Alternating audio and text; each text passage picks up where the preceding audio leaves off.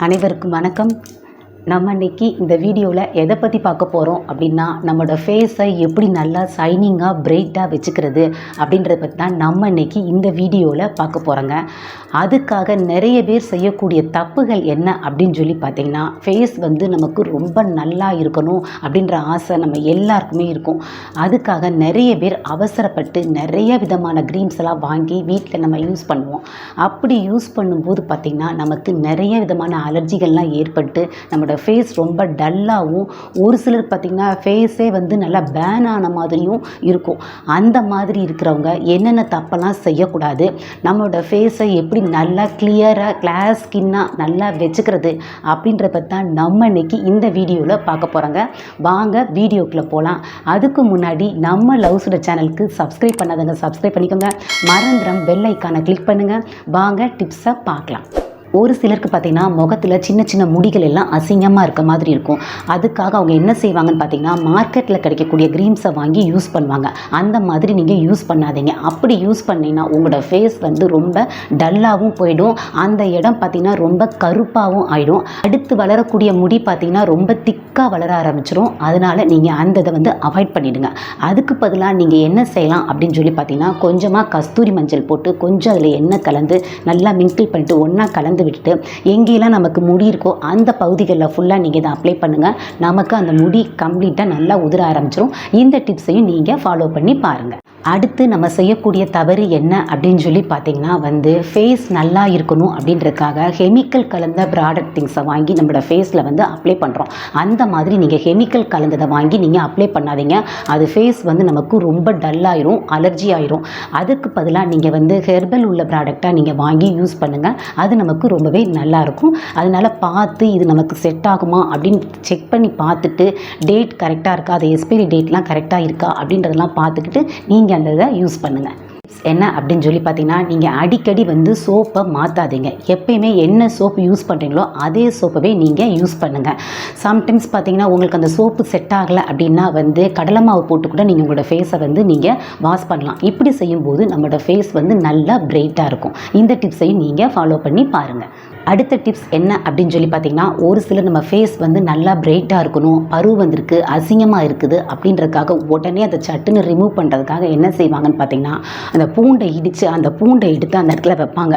அந்த மாதிரி செய்யாதீங்க. அது செஞ்சிங்கன்னா கூட கொஞ்சம் அந்த இடம் ரொம்ப அலர்ஜி ஆகி ரொம்பவே ரெட்டிஸ் ஆயிரும். இந்த பூண்டு, லெமனு, புதினா இந்த மாதிரிலாம் அரைச்சி நீங்கள் அந்த இடத்துல அப்ளை பண்ணுவீங்க. இந்த மாதிரி தவறுகளை டைரெக்டாக செய்யாதீங்க. அப்படி செஞ்சிங்கன்னா உங்களோட ஃபேஸ் ரொம்பவே நீங்கள் அலர்ஜி ஆயிடும். இந்த தவறையும் நீங்கள் பண்ணாதீங்க. இன்னும் ஒரு சிலர் என்ன பண்ணுவாங்கன்னு பார்த்தீங்கன்னா, அந்த மாதிரி அலர்ஜியான இடத்துல டைரெக்டாக ஐஸ் க்யூப் வச்சு ஒத்தடை மாதிரி கொடுப்பாங்க. அந்த மாதிரி செய்யாதீங்க. அது கூட கொஞ்சம் நமக்கு எரிஞ்சு நம்மளோட ஃபேஸவே ரொம்ப அலர்ஜியை அதிகமாக்கிடும். ஃபேஸும் பார்த்திங்கன்னா நல்லா ரெட்டிஸ் ஆகிடும். பார்க்குறதுக்கு நமக்கு நல்லாவே இருக்காது, ரொம்ப அலர்ஜி ஆகிடும். அதுக்கு பதிலாக நீங்கள் சுத்தமான ஒரு காட்டன் துணியில் அந்த ஐஸ் க்யூப் வச்சு நீங்கள் ஒத்தடை மாதிரி கொடுக்கும்போது பார்த்திங்கன்னா நமக்கு அது நல்லாவே செட் ஆகும். இந்த மாதிரி டிப்ஸையும் நீங்கள் ஃபாலோ பண்ணி பாருங்கள். நிறைய பேர் பார்த்திங்கன்னா, நம்ம நல்லா அழகாக நல்லா பிரைட்டாக இருக்கணும் அப்படின்றதுக்காக நம்ம நிறைய மேக்கப் போட்டிருப்போம். அந்த மாதிரி நம்ம ஃபங்க்ஷனுக்கு போகிறப்ப மேக்கப் போட்டிருந்தீங்க அப்படின்னா, கண்டிப்பாக நீங்கள் வீட்டுக்கு வந்த உடனே எந்த டைமாக இருந்தாலும் சரி, நைட் டைமாக இருந்தாலும் சரி, நீங்கள் அந்த மேக்கப்பை ரிமூவ் பண்ணாமல் நீங்கள் தூங்காதீங்க.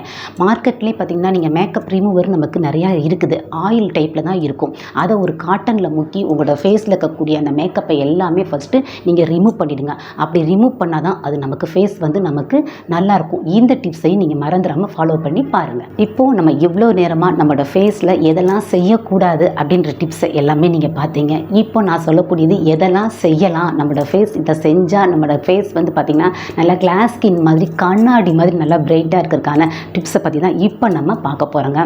அதுக்கு நீங்கள் எப்பயுமே உங்கள் ஃபேஸ்க்கு நீங்கள் மேக்கப் போடுறதுக்கு முன்னாடி பார்த்திங்கன்னா நல்லா ஃபேஸை வாஷ் பண்ணிவிடுங்க.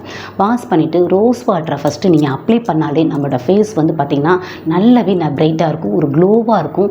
கண்ணாடி போல் பளபளப்பாக நல்ல ஷைனிங்காக இருக்கும். அதுவும் நீங்கள் ரோஸ் வாட்டர் வாங்கும்போது பார்த்திங்கன்னா கலர்லெஸ் ரோஸ் வாட்டராக நீங்கள் வாங்குங்க. மார்க்கெட்டில் பார்த்திங்கன்னா பார்க்குறதுக்கு நல்லா பிரைட்டாக கலர்ஃபுல்லாக இருக்கிற மாதிரி ரோஸ் வாட்டர் நிறையா கிடைக்கும். அந்த மாதிரி இருக்கக்கூடிய ரோஸ் வாட்டரை வாங்காதீங்க. அந்த ஸ்மெல்லே நமக்கு நல்லாயிருக்கும், கலர்லெஸ்ஸாக இருக்கும். அந்த மாதிரி ரோஸ் வாட்டரை பார்த்து வாங்கி உங்களோட ஃபேஸ்க்கு நீங்கள் அப்ளை பண்ணுங்கள். இந்த டிப்ஸையும் நீங்கள் ஃபாலோ பண்ணி பாருங்கள்.